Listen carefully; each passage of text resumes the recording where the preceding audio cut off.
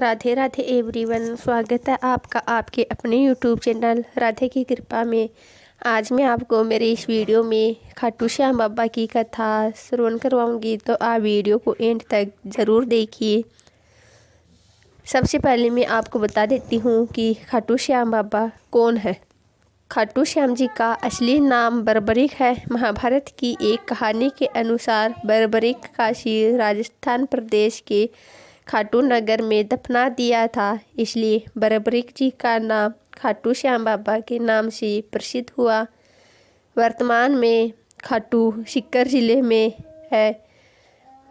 खाटू श्याम बाबा जी कलयुग में भगवान श्री कृष्ण के अवतार के रूप में माने जाते हैं। आइए अब मैं आपको खाटू श्याम बाबा की कहानी सुना देती हूँ, तो आप ध्यान से सुनिए। श्याम बाबा घटोत्कच और नागकन्या मोरवी के पुत्र हैं। पांचों पांडवों में सर्वाधिक बलशाली भीम और उनकी पत्नी हिडिंबा बर्बरीक के दादा दादी थे। कहा जाता है कि जन्म के समय बर्बरीक के बाल बब्बर शेर के समान थे, अतः उनका नाम बर्बरीक रखा गया। बर्बरीक का नाम श्याम बाबा कैसे पड़ा, आइए इस कहानी को जानते हैं।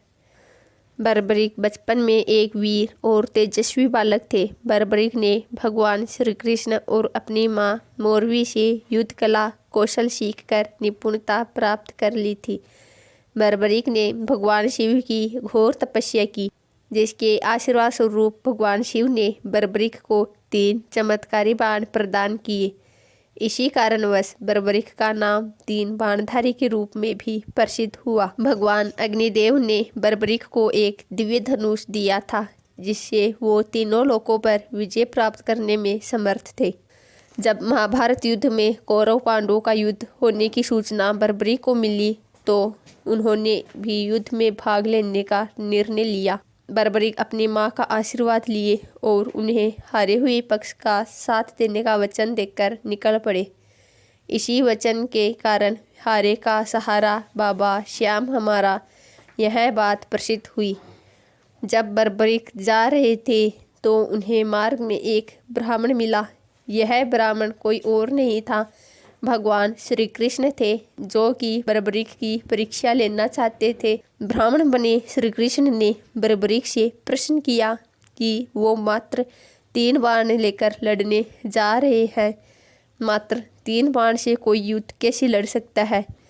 तब बर्बरीक ने कहा, उनका एक बाण ही शत्रु सेना को समाप्त करने में सक्षम है, और इसके बाद भी वह तीर नष्ट न होकर वापस उनके तरकस में आ जाएगा।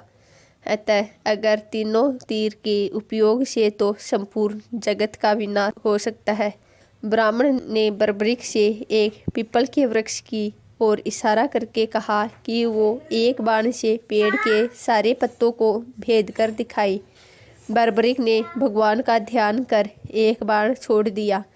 उस बाण ने पीपल के सारे पत्तों को छेद दिया, और उसके बाद ब्राह्मण बने श्री कृष्ण के पैर के चारों तरफ घूमने लगा। असल में कृष्ण ने एक पत्ता अपने पैर के नीचे छिपा रखा था। बर्बरीक समझ गए कि तीर उसी पत्ते को भेदने के लिए ब्राह्मण के पैर के चक्कर लगा रहा है।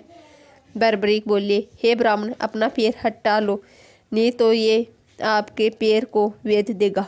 तब कृष्ण बर्बरीक के पराक्रम से प्रसन्न हुए। उन्होंने पूछा कि बर्बरीक किस पक्ष की तरफ से युद्ध करेंगे। बर्बरीक बोले कि उन्होंने लड़ने के लिए कोई पक्ष निर्धारित किया है, वो तो बस अपने वचन अनुसार हारे हुए पक्ष की ओर से लड़ेंगे।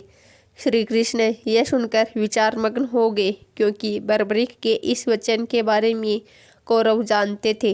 कौरवों ने योजना बनाई थी कि युद्ध के पहले दिन वो कम सेना के साथ युद्ध करेंगे।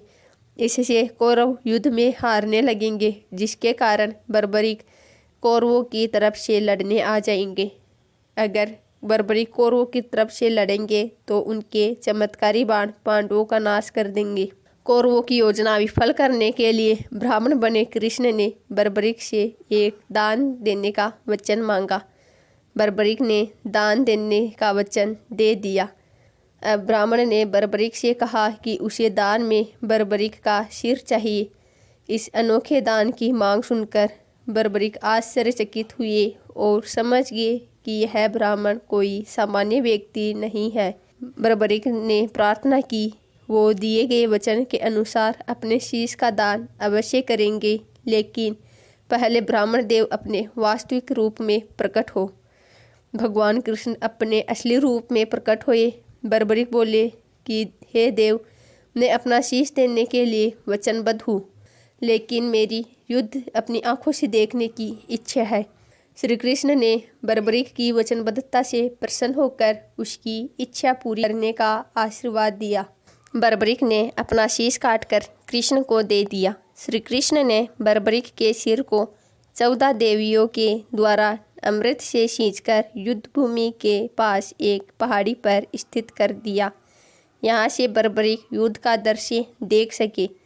इसके पश्चात कृष्ण ने बर्बरीक के धड़ का शास्त्रोक्त विधि से अंतिम संस्कार कर दिया। महाभारत का महान युद्ध समाप्त हुआ और पांडव विजयी हुए। विजय के बाद पांडवों में यह बहस होने लगी कि इस विजय का श्रेय किस योद्धा को जाता है। श्री कृष्ण ने कहा, बर्बरीक इस युद्ध के साक्षी रहे हैं, अतः इस प्रश्न का उत्तर उन्हीं से जानना चाहिए। तब परमवीर बर्बरीक ने कहा कि इस युद्ध की विजय का श्रेय एकमात्र श्री कृष्ण को जाता है, क्योंकि यह सब कुछ श्री कृष्ण की उत्कृष्ट युद्ध नीति के कारण ही संभव हुआ। विजय के पीछे सब कुछ श्री कृष्ण की ही माया थी। बर्बरीक के इस सत्य वचन से देवताओं ने बर्बरीक पर पुष्पों की वर्षा की और उनके गुणगान गाने लगे। श्री कृष्ण वीर बर्बरीक की महानता से अति प्रसन्न हुए और उन्होंने कहा, हे वीर बर्बरीक, आप महान हैं। मेरे आशीर्वाद स्वरूप आज से आप मेरे नाम श्याम से प्रसिद्ध होवोगे।